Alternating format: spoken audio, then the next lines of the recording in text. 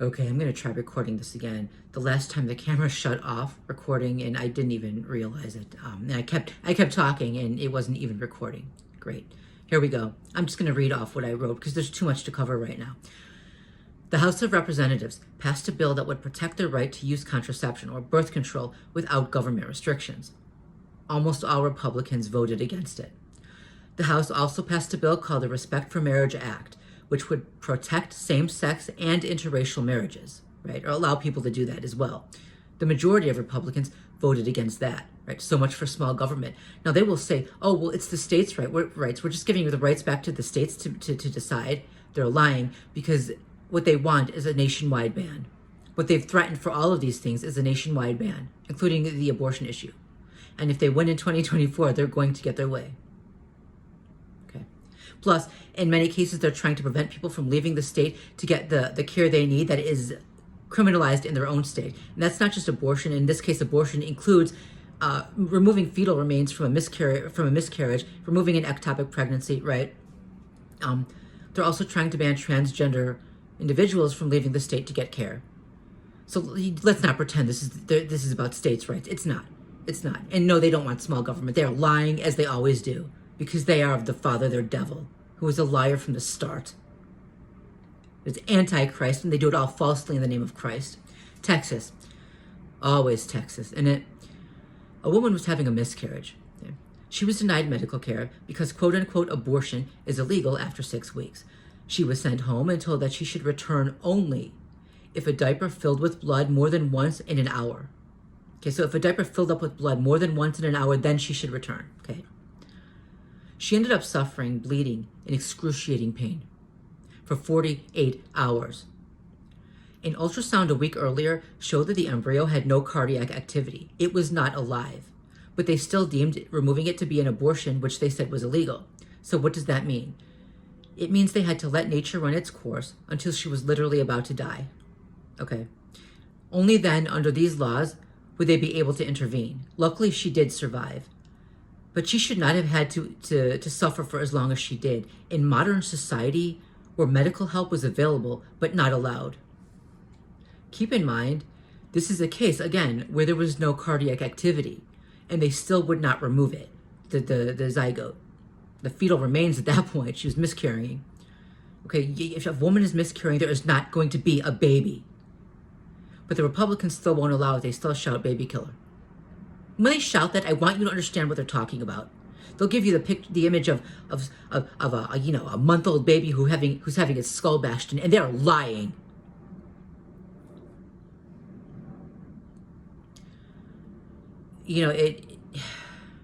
As always, when they talk about killing babies, they're lying because in cases like this, either the embryo is already unviable because there's a miscarriage, right? Or it will never develop because, again, the woman is miscarrying or it's ectopic. And if it's not removed, she could die too. But for them, if the fetus is going to die, they want the mother to die too. Heck, why save her? Why save her life if the fetus is going to die? That's their stance on this. Leftover fetal tissue from an incomplete miscarriage can cause infection, sepsis, which can lead to organ failure. It can also lead to such serious damage to the uterus that it must be removed, and so on. Sadly, underdeveloped girls who become pregnant are more likely to miscarry than adult women. In fact, damage to their bodies can be absolutely horrific, right? I mean, they're going to be torn to shreds, and if you consider they're going to be going through this too without pain management. Okay, and if they can carry close to term and they're forced to give birth, for the younger ones, their bones are going to have to break. They're going to split in half. Anyone who would do that to a child, Jesus Christ. In Wisconsin, a woman was forced to suffer with a dead fetus inside of her for 10 days, even though there would never be a baby, obviously, because she was miscarrying. The laws would not allow a quote-unquote abortion, meaning the removal of fetal tissue, unless she was actively dying. In this case, the so-called pro-lifers, in reality have no value for life, claim that, quote, it isn't okay to kill a child today because it might die at some later date, end quote, right? So, first they use words to try and evoke sympathy for the dead fetal tissue, and they call it a child. right? And then they claim that it's murder to remove it, even though it's not alive. And they do the reverse when it comes to children who have become pregnant, especially from rape. Then they won't call her a child, right? They won't call the 10-year-old girl a child because they're trying to detract from her young age and from her innocence and from her youth, from her tiny body and the horror of what they're doing to her. That they want to hide, okay? Anyway, and plus, in this case, the woman is miscarrying. There's no child. There will never actually be a child. Okay, they lie and they lie and they lie, and those lies are hurting and killing women and girls. These same filthy, sadistic, femicidal monsters then blame the doctors for cases such as this, claiming that it was the doctors who didn't understand the law, and that it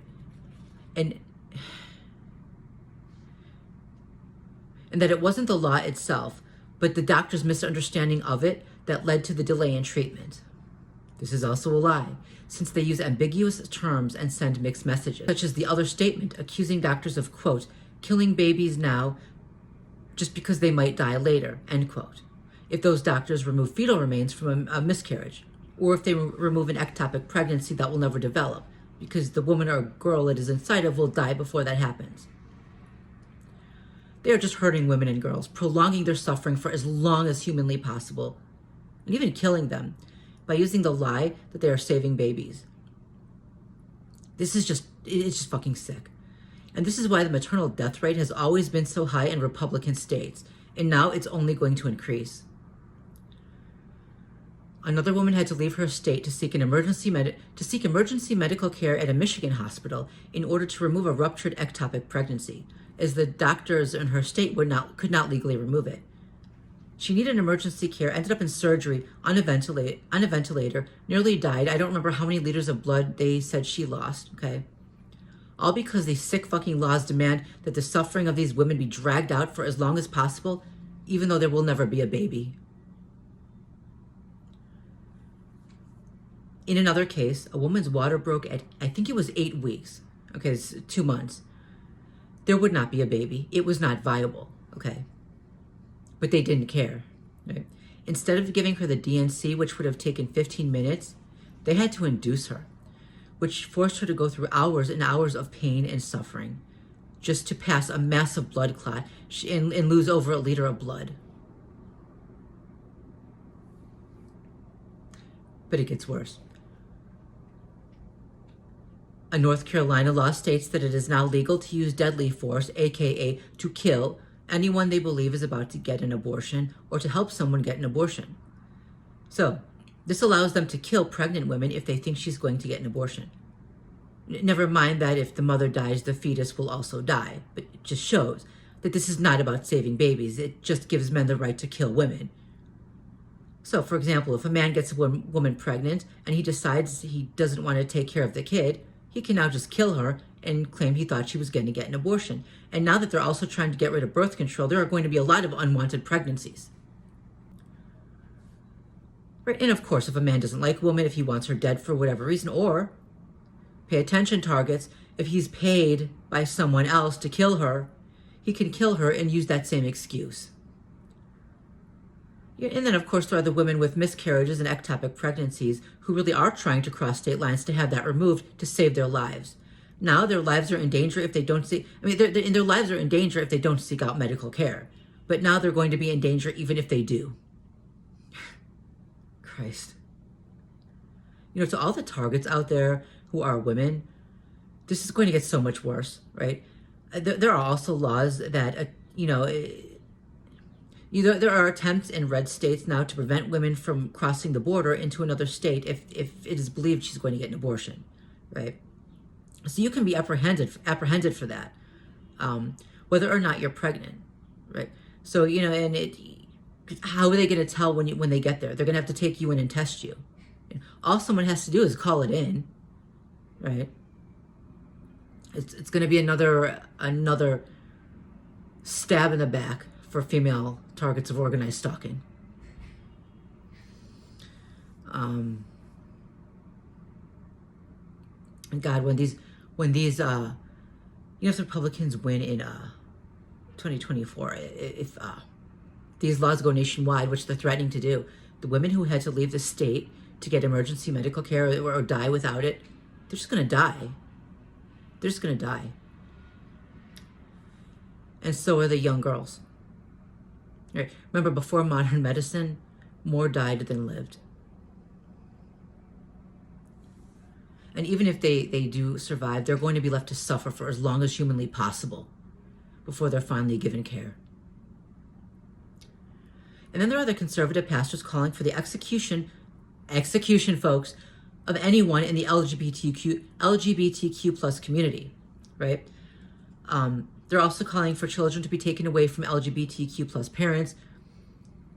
They're also trying to get rid of the act that prevented white Christians from taking Native American children away from their families, from adopting out Native American children into white Christian families. Yeah.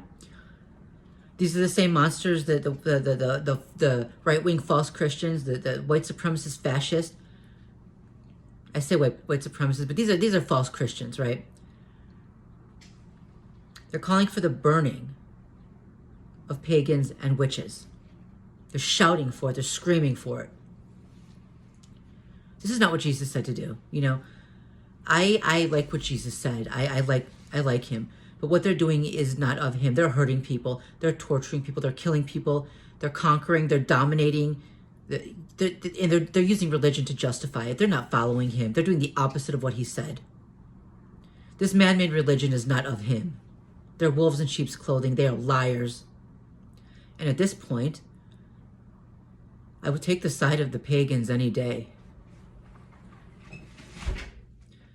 At this point, I would stand with the pagans on this one. I would fight with the pagans on this one.